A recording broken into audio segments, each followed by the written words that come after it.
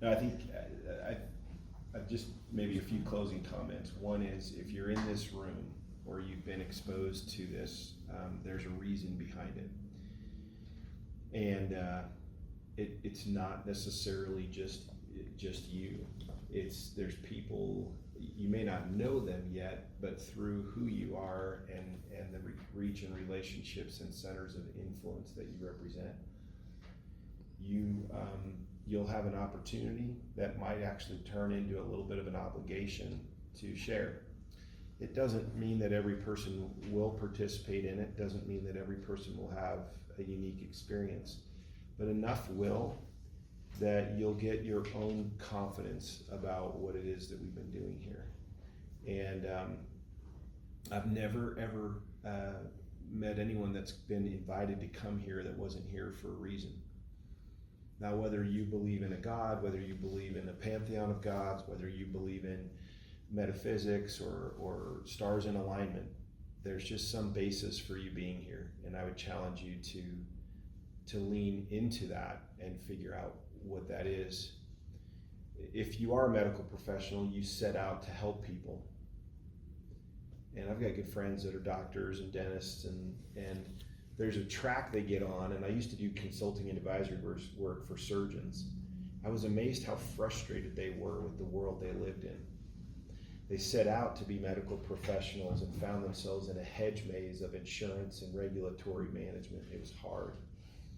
Maybe that resonates with some of you in this room, but they weren't just looking for alternative forms of income per se. They were looking for areas where they didn't have to feel so controlled by the machine, and they could actually offer solutions that might be higher impact without having to navigate that hedge maze. So I think there's an opportunity there to provide that, and think about that for yourself, and then maybe your own networks of people.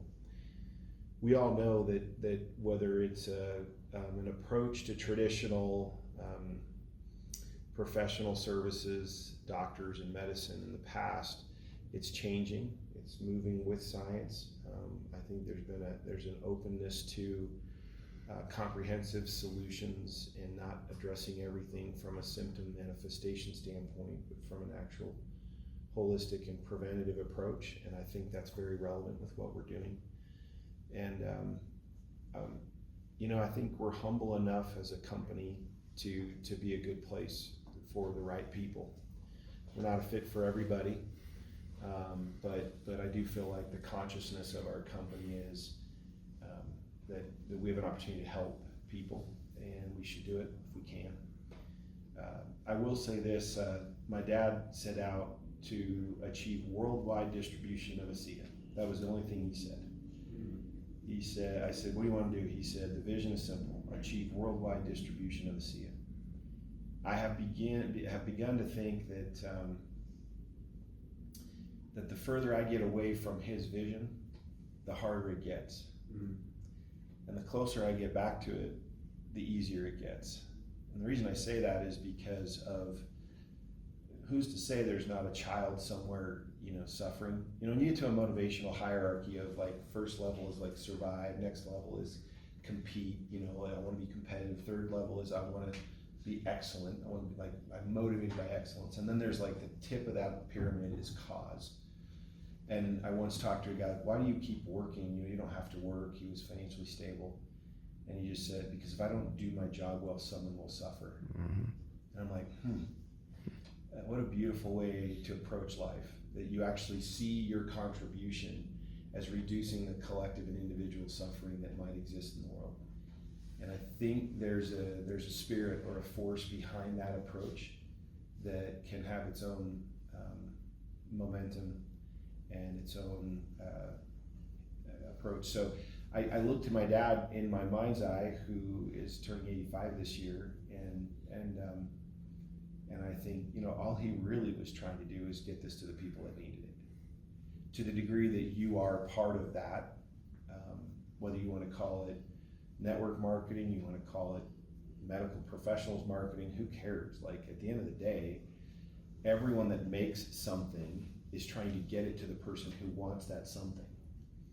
And if it's something that's really relevant, then you want to try to disintermediate or shorten that interval as much as you can and find the person who needs it and get it to them as quickly as they can. The world, including regulatory and huge money, does everything to intermediate that process. They try to make it more difficult and more challenging. And so there's something really beautiful about the approach this represents. I feel like it shortcuts getting it to the people who need it, because it takes empathy to open your mouth. It takes a certain amount of belief and faith and empathy that says, I'm going to open my mouth, because if I don't, someone may in fact suffer. Not everyone's motivated by that, and I get it. We live in a world where things cost money and cost goes up. But the times I feel most tangled about this company are when I forget that that was really all my dad was trying to do in the beginning. He just was saying, I think we have something that can help people, wouldn't it be neat? And I used to walk in the house, not uncommon, and I'd see kind of a tri-folded piece of paper and his reading glasses on the table. And I could tell he had been emotional. And I grew up with this dad who was very stoic, like never showed emotion, kind of mean sometimes. He could have relaxed a little bit, kind of grumpy. Maybe that was his commute outside of New York that was so long and just hard. But here he is in his 70s, telling me he's living the best 10 years of his life after starting this company in his 70s, right? Which is really cool. And then he says, and he would just point to these letters, and he would say, what am I going to do about that? And that's what he would say to me. He'd say, what am I going to do about that? And I'd be like, well, what is it? And he would just say, read it. And it would be about a family. It would just be a letter that made its way to our house. And it was just like a really neat story of hope and of impact and good things. And here's this curmudgeon of a guy, big Fortune 50 executive who had been, I could tell, had been emotional reading it. And he's like, what am I going to do about that? And I said, you should probably do more of it, because that's not a bad thing. That's a good thing. And I think we could do a lot of good in the world if we just kept doing more of this. Everybody's going to be critical of us. You can't play in this world without getting criticized, but there's something beautiful when your give a blank breaks and you just don't care anymore. And that's where I'm at. Like, if you want to put me under the microscope and tell me I'm playing some game, that's your choice. I don't really have time for that. Because if I do my job well, somebody's not going to be suffering as much. So I'd rather run on that track. And the days when I'm the least happy here, I'm like, are you getting away from just what we originally set out to do? And the answer is, yep, I am. And the days when I feel like I've got it right are the days when I'm just like, how do we get this to the person that needs it? Like, not how do I build a business and sell more boxes of this and make the incentive trip. It's just, no, how do we get this to more people who need it?